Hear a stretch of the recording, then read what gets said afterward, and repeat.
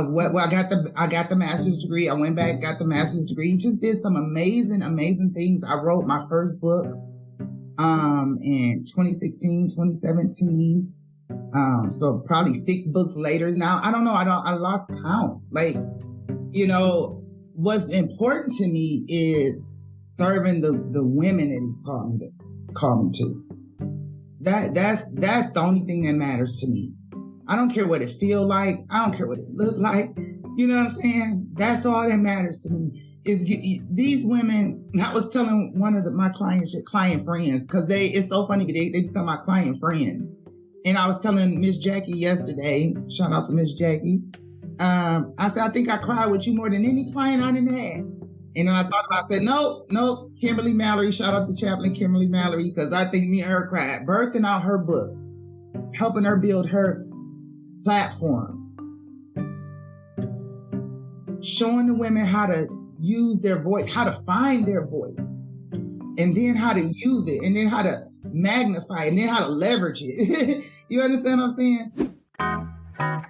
Okay, everyone, welcome to Living the Next Chapter. My guest is a firecracker, okay? A bomb is going to go off here on the podcast. I have to warn you off the beginning of this podcast, you need to be sitting down for this, because you might jump up and down and start waving your arms.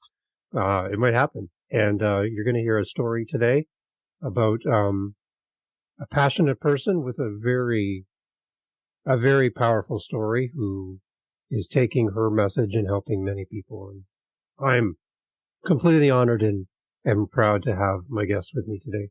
Reverend Rita is with me today, and we're going to be talking about publishing. We're going to talk about writing a book and sharing your story. And you're in for a good one. Welcome to the podcast. Thank you. Thank you so much. I am so glad to be here. I'm so glad to be here. I wouldn't rather be anywhere than right here, right now, doing what we are doing. All right. Because we're talking story. We're talking about helping people. We're talking about sharing a message. And that's what I love is when we chatted earlier, you said something to me at one point in your life. You were just over broke. And I'm like, I can't get it out of my head that there was a point in your life where that's where you were at. And I can't stop thinking about that. Okay? I know there's lots to talk about today, but can we start with just over broke? Because it stuck to me like glue. So thank you. Really? Yes. Wow. Yeah. Well, just over broke, I guess it's just a phrase, right? Had you not heard the phrase before? No, not in this context. Really? Not this way. Yeah. You've heard the phrase before? I have, but it didn't stick with me the way it did when I spoke to you, but it must be you. I don't know. Oh yeah. Well, like 75% of Americans, come on now, the number one, financial stress, I think is like the number one stress, killer of Americans is financial stress. And so just over broke is when you in a paycheck to paycheck situation, right? Living paycheck to paycheck is what we call just over broke. If you miss your very next paycheck or two, then, it causes great stress because you got shut off notices. You got, car could possibly be repossessed. We talking about just missing 1 or 2 paychecks. Yeah. So that's the just over broke situation. And I was in that situation. Dave had worked 26 years, right? 26 years, good jobs. And just still over the just over broke situation. And, and it's funny that you brought that up because I was talking about this earlier in a class that I was in earlier, is that we need money every day, right? And being in a situation where, and I was talking to some aspiring entrepreneurs, but being in a situation where you're only getting paid, where you get paid every 2 weeks, right, already sets you up for failure. Yeah. Like it already sets you up. Like, come on now, like that every 2 weeks it really sets you up for failure, because the truth of the matter is that we need money every day. Every day you go outside, you need it. So to set yourself up on a 2-way to be paid every 2 weeks is, you've already in a deficit by the time the money come in, right? So that's the just over broke situation. And I was there. I was there on July 18, 2011. I was leaving away, long story short. Well, let me tell the story. We got time, right? Yeah. 8 o'clock, and I can make it short, but 8 o'clock in the morning, I was driving to my good government job, and that's what I called it, a good government job. And I was driving to my good government job, and I began to hear the voice of the Lord. And I wasn't born and raised in church, right? And that's what's so ironic. I wasn't born and raised in church. I had a saved grandmother. She prayed for me. And, in about 2006, 2007, I started, hearing the voice of God. And in 2011, I was on my way to work. And he said, when you get to work today, he said, I want you to do all the work that's in your inbox. And I said, okay. Because one thing when I began to hear his voice, it was always yes. I didn't really have anybody to give me any, instructions and tell me what to do and chart my life for me. So I was just glad to have, some instruction. I was like, okay. I went to work. I did everything that was in my inbox. He said, when you leave work today, don't leave any work. Do everything that's in your inbox. And I said, okay. Lunchtime came and I heard the voice of God speak to me again. He said, everything that you want, any of your personal belongings. He said, I want you to take them and I want you to put them in the trunk of your car. I said, oh, okay. I wasn't thinking, I didn't have any idea that I would be. And I said, okay. And I did that. I put it in the trunk of my car. And God showed me years later how obedient I was. And so I said, okay. And I went to lunch and I came back and I got off at 5 o'clock and I get in my car. And it's just amazing how I even got that car because I was in a just over broke situation, bankruptcy on this day. I was in over $100,000 worth of debt. I was going through a divorce, had been divorced, was in a home that was being foreclosed on. I was looking for apartments, couldn't get approved for an apartment, but because my credit score was so low, right? I was paralyzed from the neck down in 2007. In that time I had a few surgeries. Yeah, they cut my throat open a few times. Anyway, July 18, 2011, I am driving away from the good government job at 5 o'clock.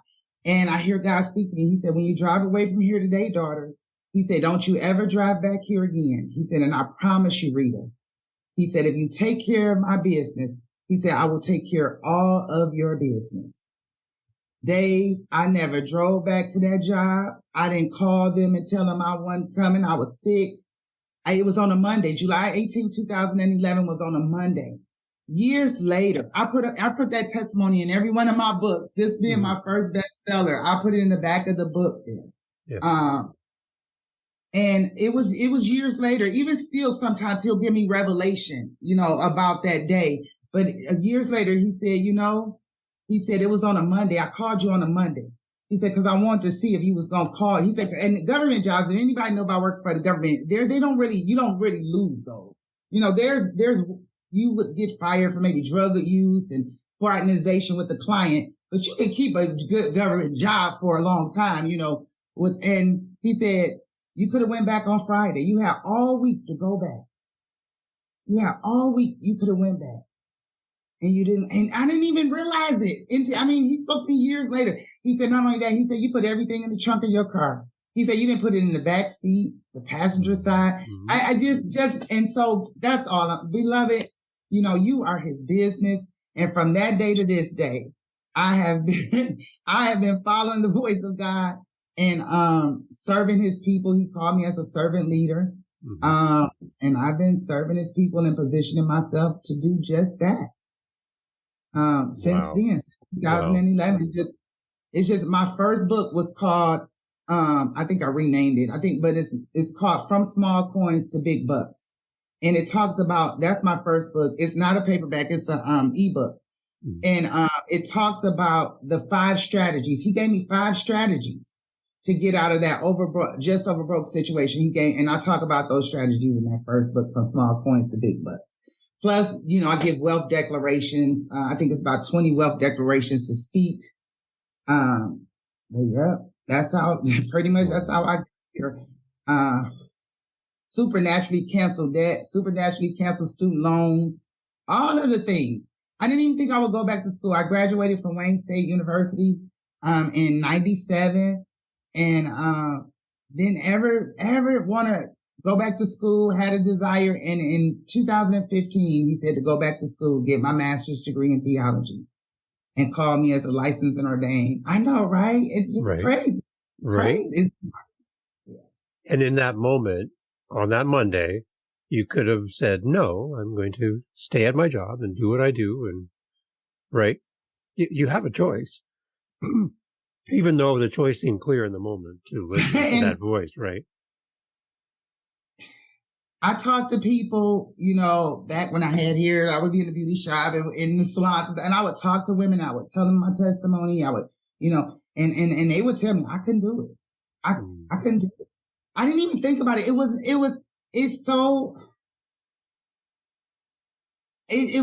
thought. It wasn't a thought. I don't know. It wasn't a thought. I didn't have a choice. Right. I didn't even, it wasn't a yes or no. It was like, okay, I didn't think about it. I didn't think about how I was going to get money.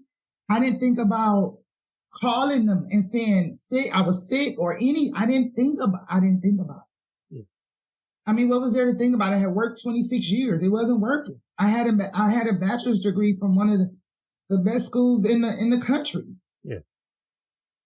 It didn't work. What I was in foreclosure, bankruptcy, losing cars. Yeah. It did not work. So, yeah. And I love that verse that talks about the fact that he knows the plans that he has for us. Right? Jeremiah 29:11. He's not here to harm us. He's not going to take us to a place of harm, but he's going to take us to a place of providing and putting what we need in front of us. So when you follow this voice telling you to do this, did it lead to you tripping over money and a big yacht and fancy house and tons of cars and money galore? No, it led you to serving people. It did. Right? I know the thoughts that I think toward you, said the Lord, thoughts of peace and not of evil, to give you an expected end. There you go. Mm-hmm. Right. So it's right there. Yeah. So he's led you now out of a government job, security in the sense of job security, and but he's led you down a totally different path. So tell me, where are you now compared to that Monday morning? Wow. Where am I now in terms of what? Well, I got the master's degree. I went back, got the master's degree. Just did some amazing things. I wrote my first book in 2016, 2017. So probably 6 books later now. I don't know. I lost count. Like, what's important to me is serving the women that he's called me to. That's the only thing that matters to me. I don't care what it feel like. I don't care what it look like. You know what I'm saying? That's all that matters to me is these women. I was telling one of my client friends, cause it's so funny. They become my client friends. And I was telling Miss Jackie yesterday, shout out to Miss Jackie. I said, I think I cried with you more than any client I done had. And then I thought about it, I said, nope, Kimberly Mallory, shout out to Chaplain Kimberly Mallory, because I think me and her cried, birthing out her book, helping her build her platform, showing the women how to use their voice, how to find their voice, and then how to use it, and then how to magnify it, and then how to leverage it. You understand what I'm saying? I don't know. It's just like, I don't know. Like he uses you to do these types of things, and you see the transformation of other people's lives. It's just absolutely amazing. And no job gave me this kind of fulfillment and satisfaction. Not that I didn't like my jobs, because I had some good jobs and I liked what I did, but I didn't love it. I love what I do. And people that tell me they love their job, and I was I'm an HR major. I worked in HR for several years, so I see how people get acting, and people say, I love my job. I say, no, you don't. I say, cause the first time that your paycheck not there, I had to call out security. Y'all act up. Don't tell me how much you love your job. No, you don't. Cause if you loved it, you'll work it for free. Yeah. And this is what I will do it for free. I don't, you know what I'm saying? And even when I want to quit, Dave, I can't. It's like, You can't. There's people survive. Women's survival depends on you showing up. Yeah. Men's survival depends on you showing up. Right. Their breakthrough, their deliverance. Right? Yeah. So, yeah. And I didn't come to talk necessarily Bible, but that's who I am. It just oozes out of me. Right. Right. Yeah. And he talks about the three men, the parable of the three men with the talent. Yeah. With the talent. Right? Yeah. Exactly. When he used it, when the man that used his, he gave him more. Remember, he took it from the other man and gave it to him. I don't know if he actually took it, but he gave him more. He gave him more. He used his talents, and God gave him more talent. Compared to hiding it. The one that took his and hid his, yeah. God, what? He said, you, lazy and wicked servant. Mm-hmm. You took the very thing that I gave you, and you hid it. For fear, for reasons of fear, low self-esteem, whatever, various reasons. Sometimes, just situations, situationships, circumstance, whatever. Yeah. And that's what I teach the women, how to find their voices. And we start with the book. But I tell them oftentimes, the book is just a jump off. The book is just it becomes so much more than just the book. The book becomes, it's just the beginning. It's just the beginning. So tell me, let's celebrate one of the authors that have worked with you. And can you tell me about a breakthrough, a story that's come out into the world now? I know there's many. There's probably tons. Yes. So let's pick one. Let's pick one and give them a shout out and kind of what that process felt like working with you to uncover this book that was just there ready to come out. How does it work? How does it work? What happened? Oh my goodness! Just pick one. Just pick one. Because I'm telling you, because it's so hard to narrow down one. Because I've seen families as a result being reconciled. I've seen mothers get their children back after working with me. Yes. And me and my daughter was estranged for 6 years, so I know what it's like. The very women that I serve, they're me. They are me. And so working with one of my clients, author minister Sharon Phillips, shout out to her. She was reconciled to her two children after being estranged for years. Me and my daughter, my grandkids, we're back. God reconciled us. So, I mean, just one story.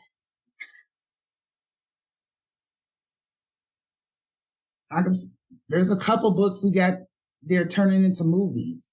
Two clients turn into movies. I mean, there's Kimberly Mallory. I think Kimberly Mallory stands out the most, probably because of the way that we labor, the way that I labored. I'm a spiritual midwife, in the body. I'm out here in these internet streets. We call it an author, speaker, coach. Mm-hmm.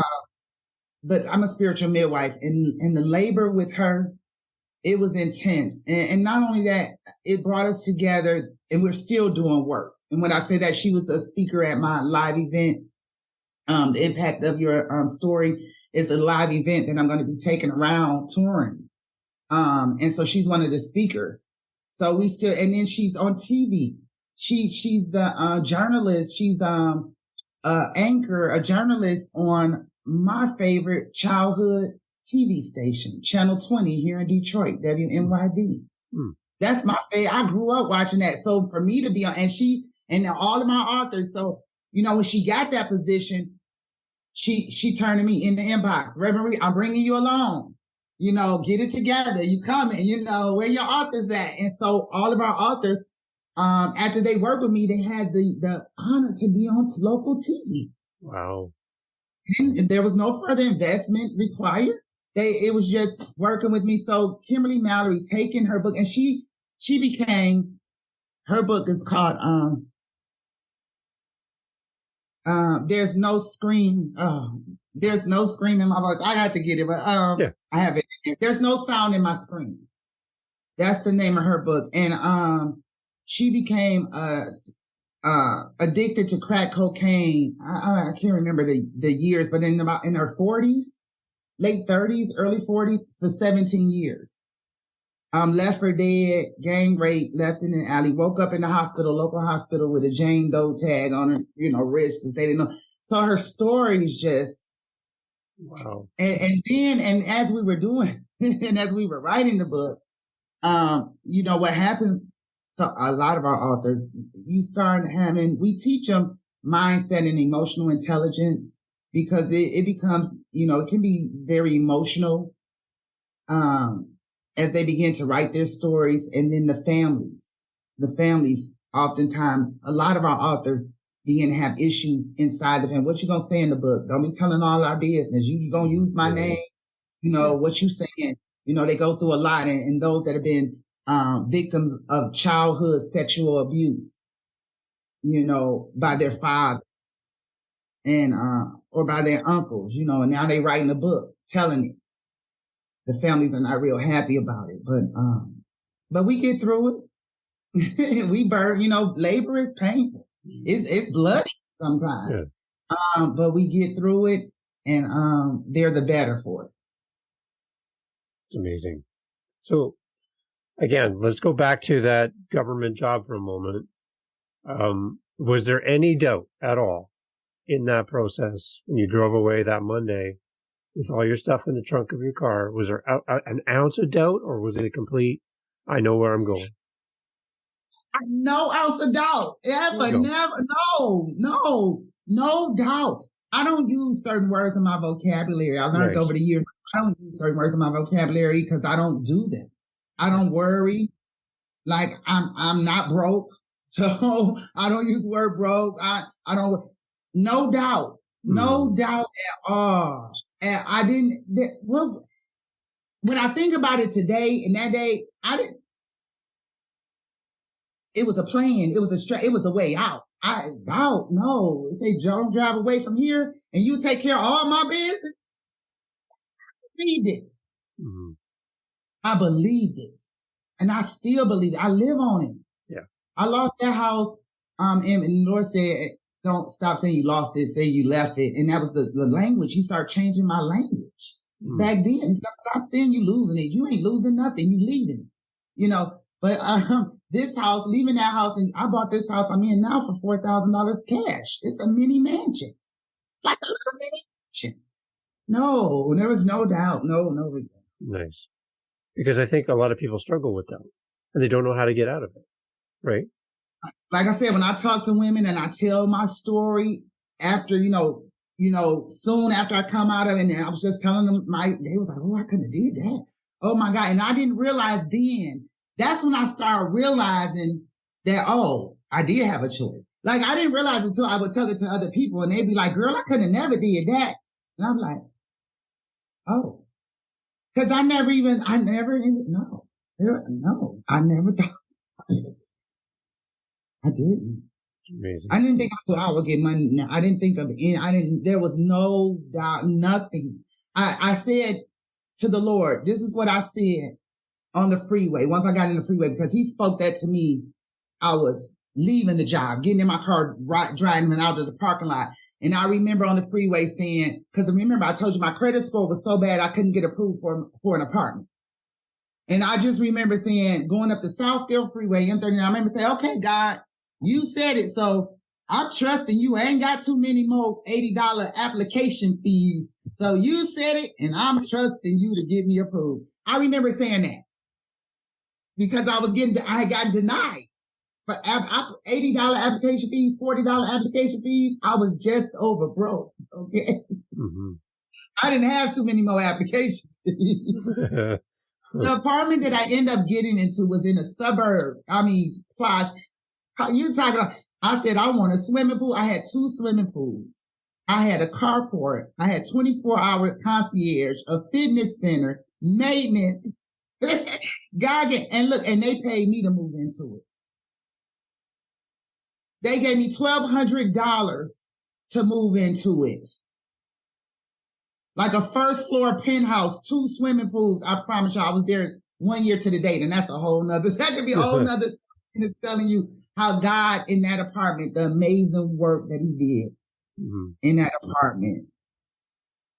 Mind you, the rent was $785 a month in that apartment. This is 2011. I left a good government job. Never was late with the rents. Not rent one time, not one time. Mm-hmm. I'm just saying it. So yeah. I love it. So let's talk about your book more. I want to know and want to tell people and send people your way. Tell me about the book. Who is it for? Why is it in this world? Tell me. I need to know. Man, 30 Days to Increase Faith. It's built out the foundation scripture is Hebrews 11:6, I believe. Now faith is the substance of things. No, it's not. That's Hebrews 11:11. Hold on, y'all. It's built on Hebrews 11:6. But without faith, it is impossible to please God. For he that comes to him must believe that he is, and that he is a rewarder of them that diligently seek him. And that's what 30 Days to Increase Faith is increase your faith, attract God's attention, and achieve your dreams. Because that's what it takes. It takes for you to believe. And I'm talking to those that believe. Now, Christian, you have to first believe that he is. It's in the believing. It's in the knowing that we have our being. And it's in the knowing who you are and whose you are that we're able to do. And that's why that diligently seeking it, that talks about the participation. Oh my goodness. It talks about diligently seek him, talks about your participation in the process. And he's a rewarder of them that diligently seek him. And so that's what 30 Days to Increase Faith is. And so for those, in 30 days, it has a devotion for every day. Day 1, day 2, and this amazing. And I published this in 2018, I think 2017, 2018. But when I look back how God had given it to me, Dave, the 30-day devotion, in each devotion, it starts with the devotion. It takes about 2 minutes to read. And then there's a section on what to do. And then there's some prayer points and they end in the name of Jesus. So if you don't even know the words of prayer, I've ended it with prayer. Right. But when he put those devotions together, after I published it and I had the print copy in hand, I looked at the table of contents and I was floored. I just be in awe. I just be in awe of God. I just be in awe of God. And I look at the table of contents and I was like, wow, it was not thought. It was not, I didn't forethink it. Yeah. You gave it to me like this. It went in like this. And when you read the table of contents, it's just amazing how this faith works. It's day 1. The difference is clear. Keeping the faith sure. It could have been you going through the storm, looking beyond the storms. Have you compromised your faith? Not a time for discouragement. Give even when it is difficult to. Contend earnestly for your faith. Stop worrying. Weep not. I am here. I mean, and in the way it reads, it just flows. And so it's for, let me say that it's been instrumental in saving young Black men, African American men, bringing them into the salvation of Christ. I had I believe it was the first testimonial that I got. At least it's the first one that I remember because it was 27-year-old Black man came to me. He was a skeptical of Christ. He read the book. He came back to me. He gave his life to Christ, converted. My God, I have 5 godchildren. I have 4 godsons and a goddaughter. My godson's mother, my 3rd godson, and his mother gave their life to Christ after I published this book.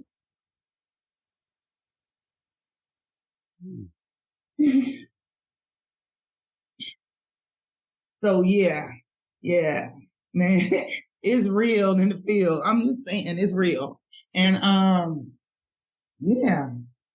that it hits me so, in a way, I be so awestruck because of where I come from. So that's what you see. I don't even believe it sometimes. I mean, I do, but it is not me, it's all God, and just being the vessel and seeing,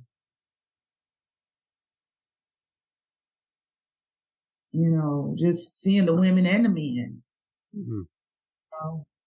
Obedience is better than sacrifice. That I know. That I live. Yeah. And it's the power of our testimony, our story, right? It helps us I had overcome. A woman come up to me. I was teaching a class and over at my church, this is a few years back, and I was giving a testimony, and some of my testimonies, and the woman came up to me with her daughter, and she said to me, she said, Reverend Rita, she said, do you think people believe? I mean, because some of my testimonies are really hard to like, and she said, do you think people believe what it is that you say? And had I had to answer it within myself, I wouldn't have known what to say. But the Spirit spoke through me. I had just come out the poop. So, still in the Spirit. And the Spirit said, there's always a living witness.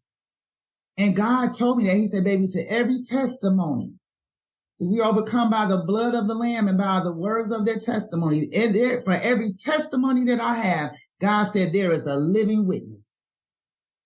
And that's what I told him.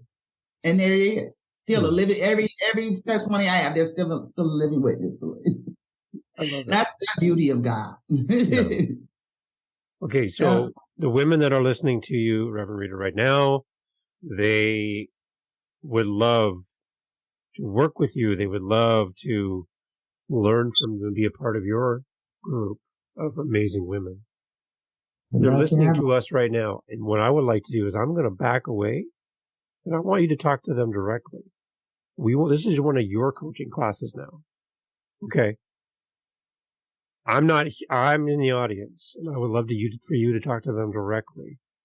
These women that are coming and listening, they have a story that's going to change lives. They don't know where to start. They don't know what to do. They're here, brand new, first time seeing you, hearing you. What do you say to them? Well, first, I would say get into my community, my amazing Facebook community. I have a group of, like I said, aspiring Christian authors. There's probably 1,500 aspiring Christian authors, close to 1,500 inside. My container is the Christian Authors Classroom. Write and publish your book, and they can find it at www.aspiringchristianauthors.com. That's going to take them right to join my community. That's where I would say first. And I can nurture them through the process. Get ready. And not to sound like Bishop T.D. Jakes, but it just dropped in my spirit. Get ready. Get ready.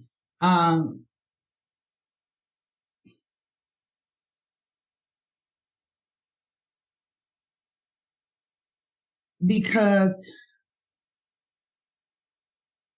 there is a message, there's a transformational message, right, of all the trauma that you've experienced. And once you come out of that, right, it's your responsibility, right? Because inside your book, inside your story lies some woman's survival, her breakthrough, her deliverance, her way out. You understand what I'm saying? Right. It's inside your story. I mean, like, there is still women, there's still men in what you've already been able to come out of. And so when I say get ready,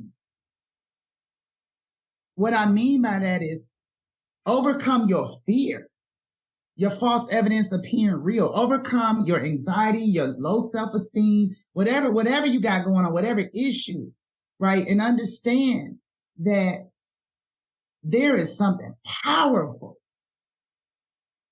on the other side of that fear, on the other side of second. I mean, and you have to begin to show up and I was saying this early, authentically. The more I show up, and I was guilty of it. I had what they call the imposter syndrome. We talked a little bit about that. And when I got out here first in these internet streets, I saw myself. Sometimes I would see myself sound like somebody else. I was up under Bishop T.D. Jakes. I was up under the draw, and I've had 2 amazing prophetic mentors, and when I came out, I found myself sounding like them, even moving like them. Right. But don't let that stop you. Because you will find your own voice. You will find your own, what we call swag, vibe, and it comes, but you gotta trust it. When it peeks in, cause it's there. It'll come out in the word. You will let it loose, but we'll hold it back, and one of the reasons I did is because I I just honestly transparent. I didn't feel good enough. I felt where I came from. I felt being hood. You know, I couldn't, I'm this Christian minister and leader, right? But I'm just as hood as I want to be, you know, and for many years I was torn, you know, between, you know, short, but it's because of the pedestal that people have put me on. Right. I'm human.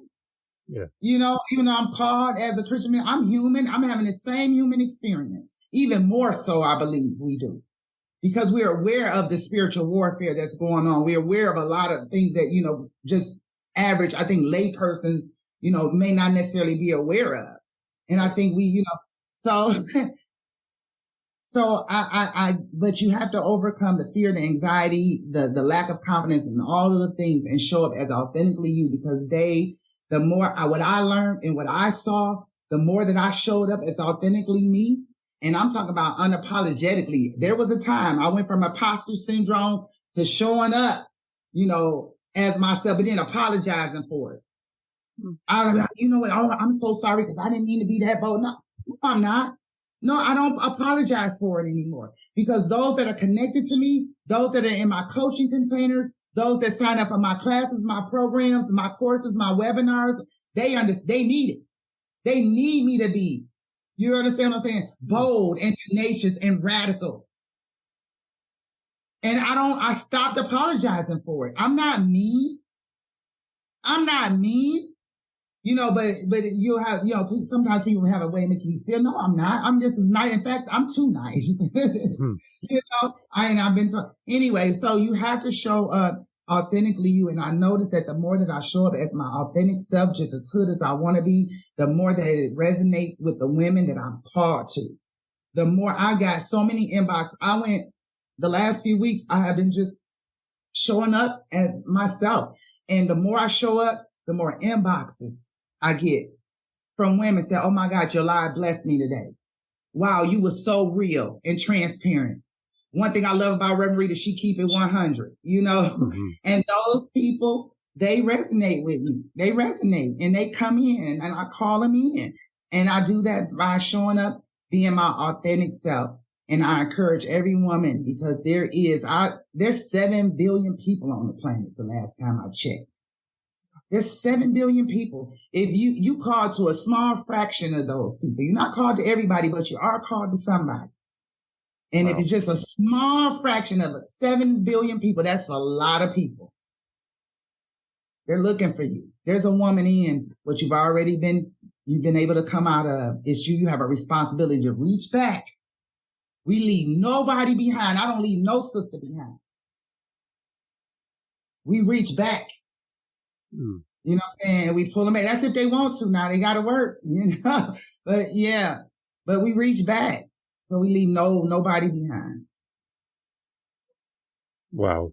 And for the author looking for community, what's it like to do life with the women in your group?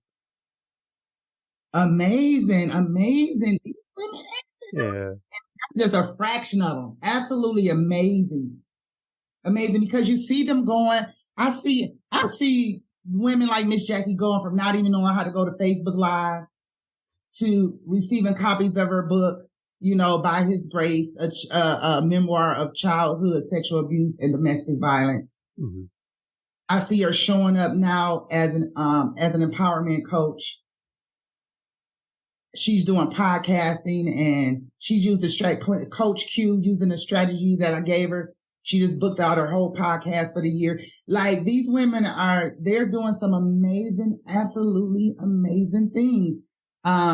Kimberly Mallory, some of my clients are up for some awards in Atlanta this weekend, so I'm flying out. Kimberly Mallory is up for Author of the Year Award by I Am Her International Awards out of Atlanta, Georgia. She's up for TV Personality of the Year for Channel 20 Detroit, WNYD, baby. Evangelist Rhonda Williams, one of my clients, she is up for Woman on the Rise Award 2023. And Dr. Phyllis Pelzer is up for the Caregiver of the Award for 2023. And I'm going to be in Atlanta, Georgia, supporting my client friends. Wow.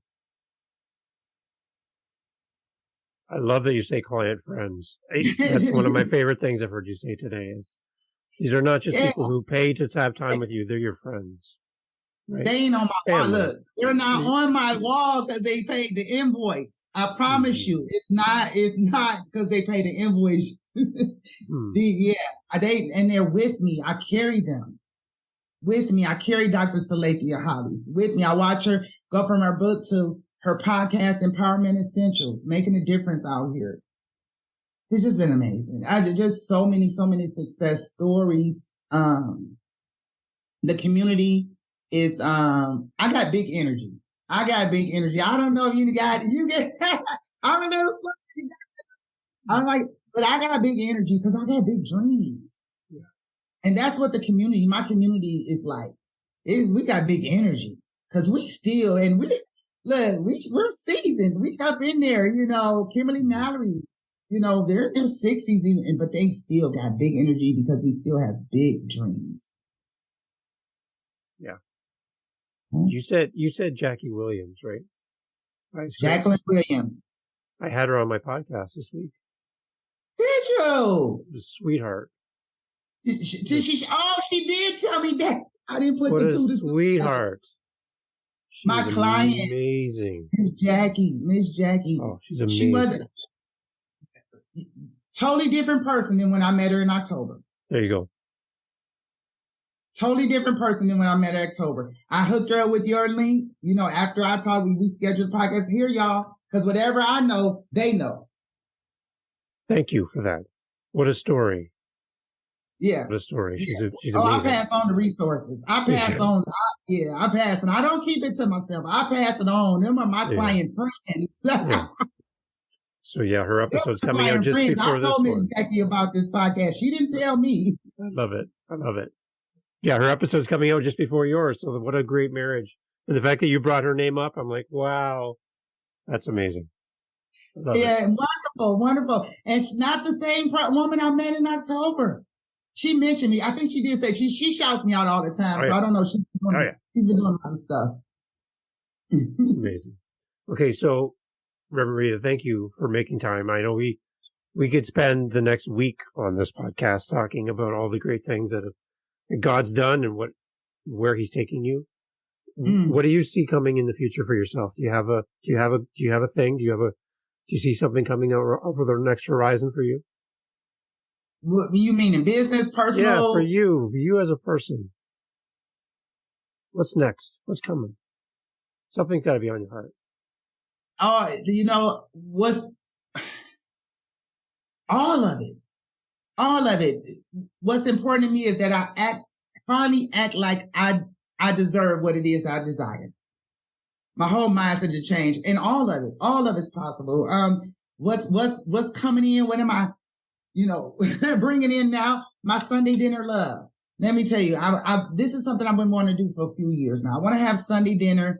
And you gotta kind of know me to know why it's important to me. I don't care. People want to come. I want to Sunday dinner. I want to call it Sunday dinner love, where people come, my friends come in, and I don't have a lot, but client friends that are local come in, and we eat, on Sunday. And I've been wanting to do this for years. And it didn't work. I tried it a couple of times and nobody showed up, in 2021, I think I did. And nobody showed up. And, then I did one time and then it was anyway. And God told me, last year, he said to me, you've been trying to sit the wrong people at the table. And that's why I wasn't working. And I said, oh, okay. And I said, okay. And I just released it. And on last week, I believe I was in my bedroom and the Lord told me, he gave me the dates. He said, and you start your Sunday dinner love. And so that's starting in April, every Sunday at my house, for at least the spring and summer. And that's huge for me. I mean, it may sound like a small thing to somebody, I know, but it's huge for me. That's big. I wouldn't be speaking on it if it wasn't huge. I mean, it means everything to me. Everything. And God knew that's been my desire. And so he said, starting April 9th, it kicks off April 9th, which is Easter. And then every Sunday, and I call my daughter, tell my grandkids, every Sunday, dinner 4:00, I won't say 3:00 because I'm an early bird and I be in the bed. but 4 o'clock. And he released it, and he told me, and he gave me the strategy to have it. And he said, you was trying to make it a big thing. He said, but not every Sunday does it have to be a big thing. He said, some Sundays it could be pizza and breadsticks. And he gave me a plan and a strategy and released me to have it done. So I'm having my first Sunday dinner love, the Sunday after Easter. Okay. That's huge. Great. Huge. What else is coming up? Nurturing relationships is big for me. Well, that's a part of nurturing relationships is huge for me. That's big for me. So I've been doing a lot of that. I've been doing a lot of nurturing relationships, intentionally. I've been a lot more intentional. Yeah. Yeah. So that's huge for me being, I was adopted by an aunt, had no blood brothers and sisters that I knew of. And February 26, 2011, I found out I had a brother. My father called me and told me I had a brother, and I couldn't believe it. I got a sibling. I never thought that I would ever have nieces or nephews. I mean, I got them. We call them, I play aunties, I play nieces, I play nephews, but something about the blood. Oh my God, don't get something about the blood. Okay. It's just something about the blood. Okay. And I didn't have any, and I would never have any. My whole life, I went through believing that I would never really be anybody's aunt. Yeah. My brother found me, looked for me. Not only that, because I was adopted, I felt like I was unwanted. I suffered a 17-year identity crisis because my name changed. 17-year identity crisis. And I had a brother, February 26, 2011. These dates, he found me, called me, looked for me. Not only did I have a brother, but he looked for me for 8 years. We went to the same elementary school, same middle school, same high school. We grew up about 8 blocks from each other. We played with the same kids. He got killed September. I met him February 26, 2011. He got killed. He was born September 21st, 1974. He got killed September 22nd, 2014. I knew him 3 years. This is the part of that testimony the woman was asking, do you think people will believe you, Reverend Rita? I knew my brother 3 years. And what most people say to me when they hear that story, they said, wow, you got dealt a bold hand. And I know, no. Let me say something. Had the enemy had his way, I would have lived and died not knowing that I had a brother, because he was a whole gangster, okay? In the penitentiary when he was 16, he was a good man, though. He was a good father. He was a good man. You know, he was a great brother. He was a great brother. And I told him, no. Had the enemy had his way, he would have lived and died, and I would have never known him. Yeah. But God. But I would have never known. I got real nieces and nephews. Shout out to DJ, Daniel, Taylor. For real. I got blood. And that matters, man. That's so important. Like, I know y'all think I'm a big crybaby, but when I talk about this stuff, it's just absolutely amazing. You know, an only child by my mom who gave me up when I was 18 months old.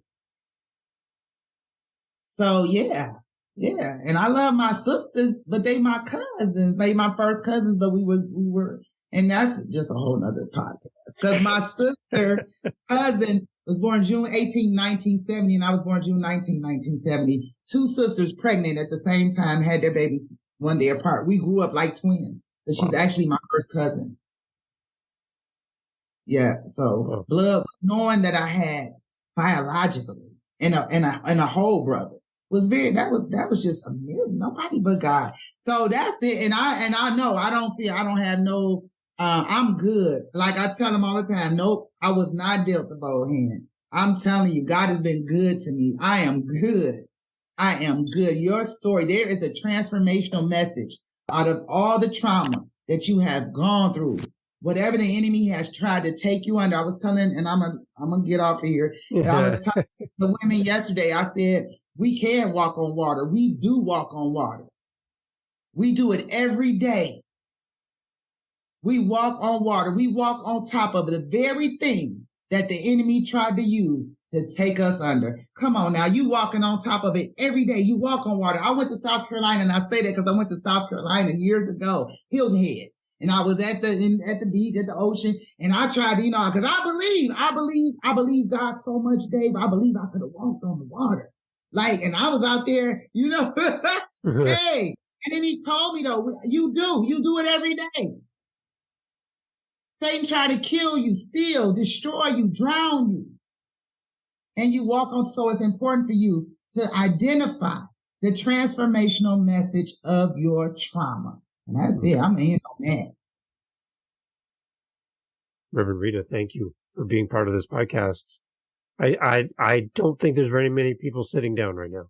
I gotta tell you, they're up, they're moving, they want to do something. So your words are life, and I know where that life comes from, and I really appreciate you. Yeah. All glory be to God. All glory be to God. It would be no me, I promise you, without him. So I'm sold out, completely sold out. So what it is that he's called me to do, and that's to serve his people. Keep going. From July 18th to 2011 to this very day, I have positioned myself, being human, being hood as I want to be, and all of the things, position myself to be a servant leader. And it shows, and your heart shows. And thank you for being part of the podcast. You're welcome. Thank you, Dave. Awesome.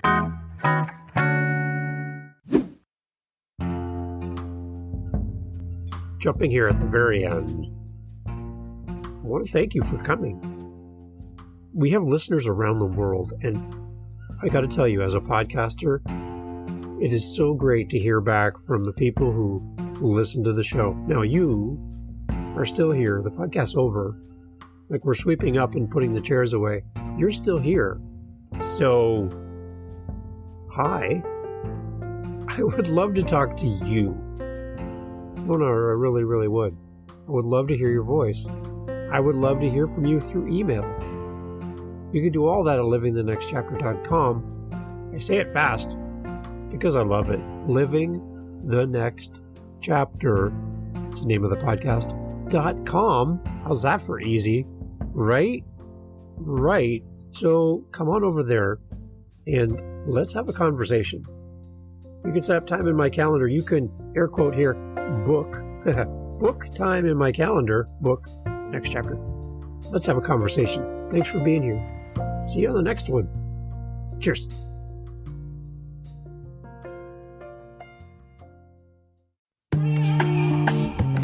Mindshift Power Podcast, the podcast for teenagers and those who work with them. There's a huge problem in America today. There's a very large disconnect between teenagers and the adults who work with them. I'm looking to bridge that gap with real, raw, honest conversation, not held back by the chains of political correctness. You cannot solve a problem you do not understand. Want to understand teenagers today? Listen to this podcast. This podcast is for teens in the U.S. and Canada. To learn more, go to fatimabay.com/podcast or just look for Mindshift Power Podcast on any listening platform. I look forward to you being a faithful listener.